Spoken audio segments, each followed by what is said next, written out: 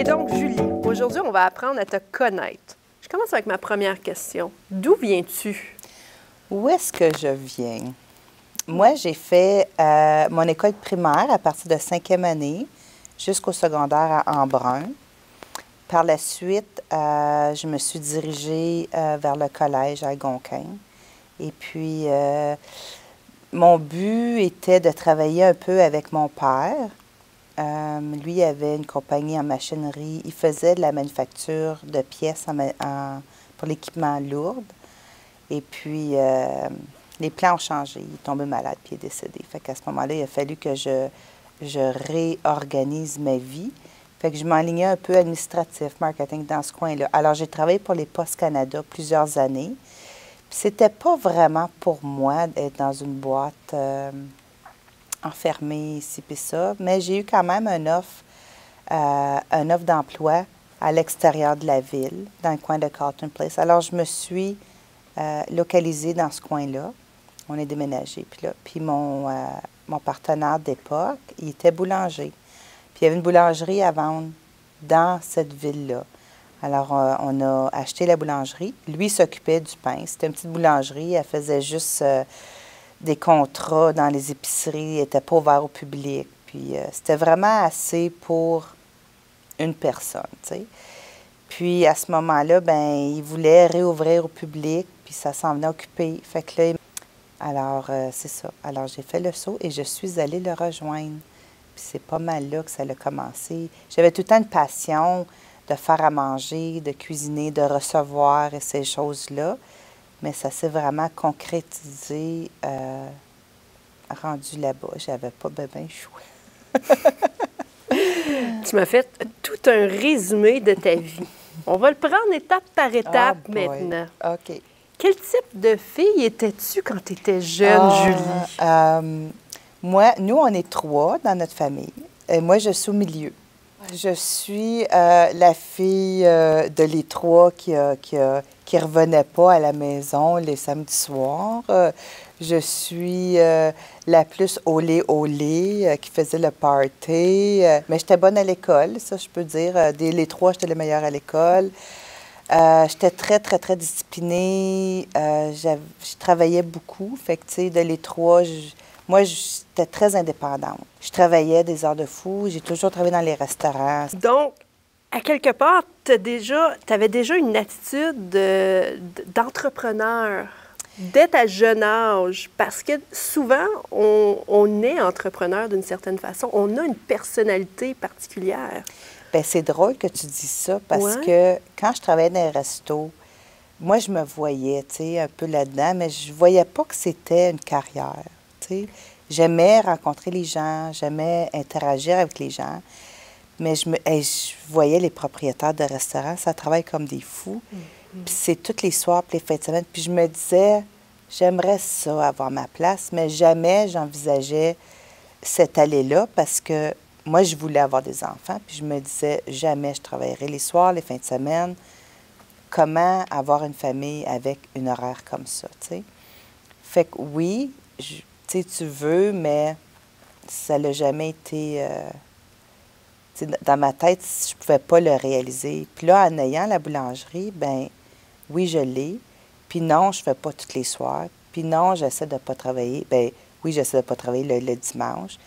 Oui, je travaille les samedis soir fréquent, mais on compense ailleurs, tu sais, fait que c'est pas si pire.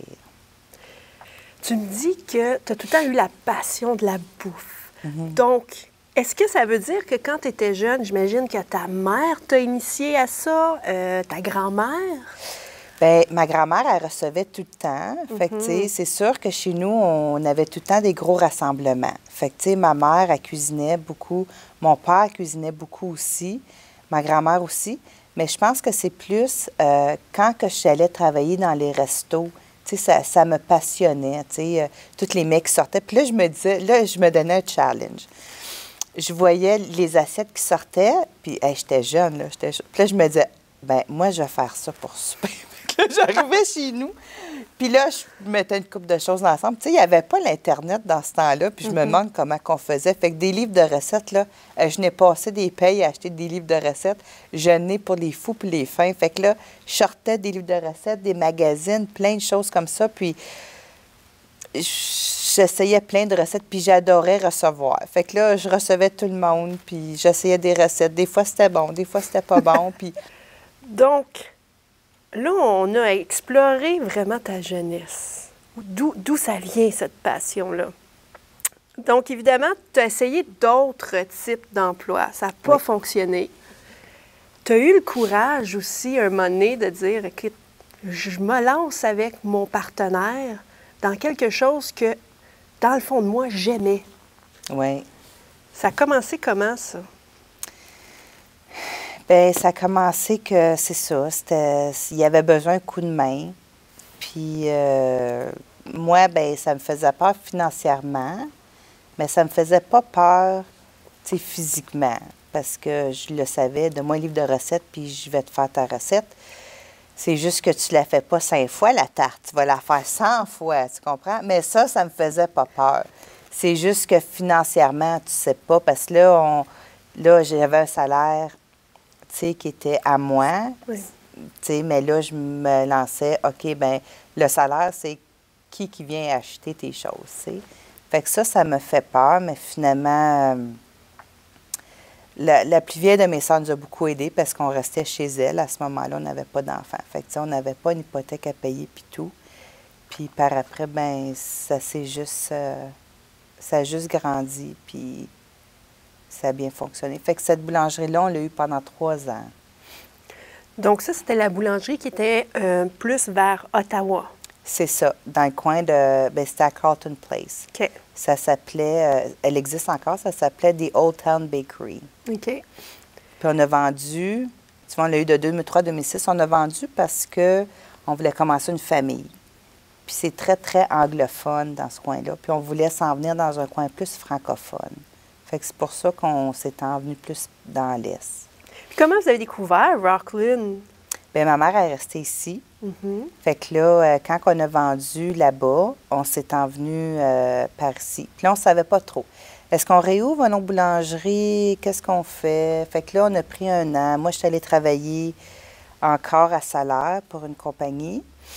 Puis j'ai tombé enceinte de la plus vieille de mes filles, de ma plus grande. Puis là, durant mon congé de maternité, bien, je suis une personne qui n'est pas capable de rien faire. Fait que je m'ennuyais. Pas je m'ennuyais, tu sais, j'aimais être à la maison avec ma fille, mais... Tu avais besoin de faire quelque chose d'autre. J'ai tout le temps besoin d'un challenge. Tu as besoin d'être maman et carriériste en même temps. Oui, absolument. Est-ce que vous aviez eu des craintes par rapport à venir justement dans un endroit, Rockland? Tu sais, c'est une petite ville, vous êtes de l'extérieur, là, tu ouvres un commerce. Donc, pour toi, y avait-tu des défis avec chez le boulanger? Pas vraiment. Non. Je me suis jamais arrêtée à ça. Tu sais, genre, tu ne fites pas dans la clique, là. Mais moi, j'ai pas...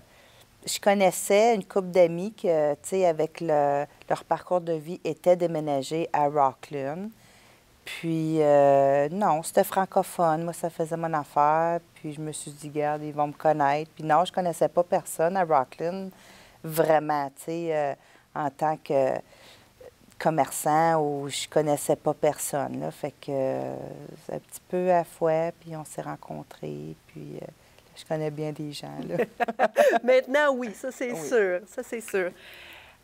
Et donc, chez le boulanger a quand même évolué depuis quelques années, si je ne me trompe pas. Oui, différent. Quand on a ouvert au début, c'était pas mal juste un café, une boulangerie, un café. Puis, je sais pas si au début, je pense pas qu'on avait les sandwichs. On avait-tu ouvert avec le comptoir sandwich? Je me souviens pas. Tu fais un bout des comptoirs sandwich. Je m'en fait rappelle. Les gens en parlent toujours. Oui, je sais. Ils m'accrochent encore dans la rue pour m'en parler. Mais non, ça là, je me souviens pas. Je sais qu'on a ouvert le comptoir sandwich. Puis là, notre côté traiteur a vraiment...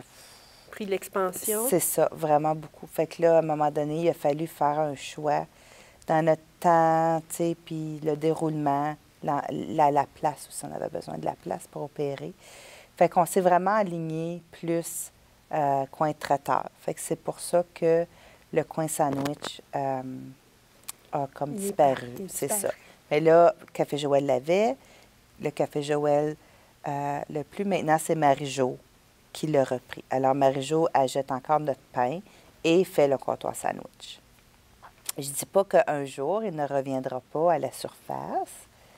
Je me suis gardé une petite porte ouverte que peut-être un jour, à ma retraite ou quelque chose, je réouvrirai le petit comptoir à sandwich, mais pour tout de suite, c'est pas dans nos plans. Et donc, chez le boulanger, quel est le futur de chez le boulanger selon toi? Qu'est-ce que tu envisages? Le futur de chez le boulanger.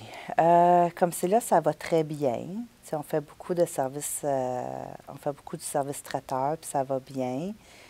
C'est sûr que moi, j'ai 3 jeunes filles assez, puis j'aimerais beaucoup passer du temps avec eux. Fait qu'en ce moment, je m'organise pour essayer de trouver de la relève pour que je puisse passer un petit peu plus de temps avec mes enfants. Fait que qu'est-ce qui vient dans le futur? Bien, c'est sûr qu'on recherche encore une couple de défis ici et là, mais je sais pas. C'est comme une surprise pour moi aussi, là. On le sait au moins que chez le boulanger va rester et demeurera toujours ici au moins pour quelques années encore. Absolument, absolument. C'est dans mes plans.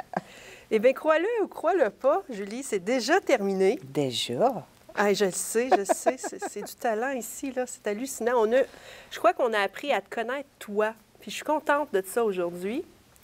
Et pour vous à la maison, j'espère que vous avez apprécié ce témoignage de Julie Charbonneau, copropriétaire de chez le boulanger. Puis j'espère que la prochaine fois que vous pensez à votre pain ou à tous les produits dérivés, vous allez faire un petit tour chez le boulanger.